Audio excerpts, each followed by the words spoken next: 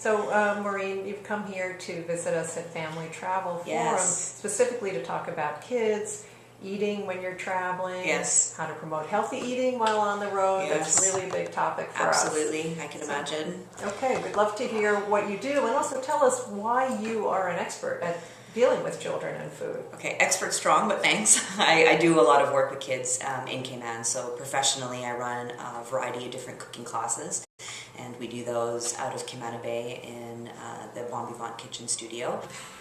One of the things that I recall from visiting the island with my family many years ago is that there are really three animals that define the Caymans. One, of course, is stingrays, seen on Stingray City. The other is turtles, because there's a great turtle farm there that's very educational. And then, of course, conch. That's something I'd really love to introduce to kids everywhere. It's healthy. It's certainly part of the Cayman culture. How would you do that? What would make it more palatable to kids? That's a good question. I think in my personal experience is having them be a part of that decision-making process too. That does help because there's accountability and there's choices there.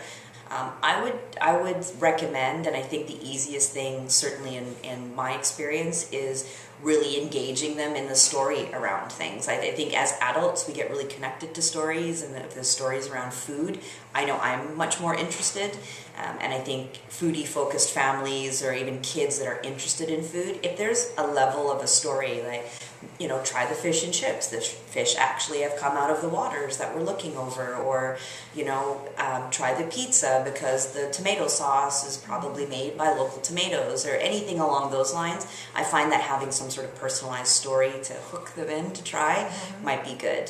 If I want to introduce my kids to conch, what's the best way to do that?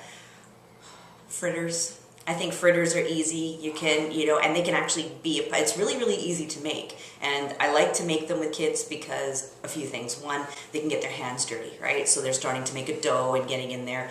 You can literally hide vegetables in there. So if I wanted to cut up peppers or carrots or greens or callaloo or anything, we just hide it in there. They're responsible for the seasonings, so, you know, they can add their garlic powder, onion powder, and then you just throw some conch in, and then as long as you have a pot with nice hot oil, obviously supervised, and then you would just make fritters. Anything deep fried probably is pretty cool for kids anyway. That, you know, that doesn't make them feel like they're eating anything overly healthy. But if you fry it in a coconut oil or a canola oil, you're cutting out some of those, you know, intrusive fats that can get in there too. So definitely, if you're going to do conch with kids, conch fritters.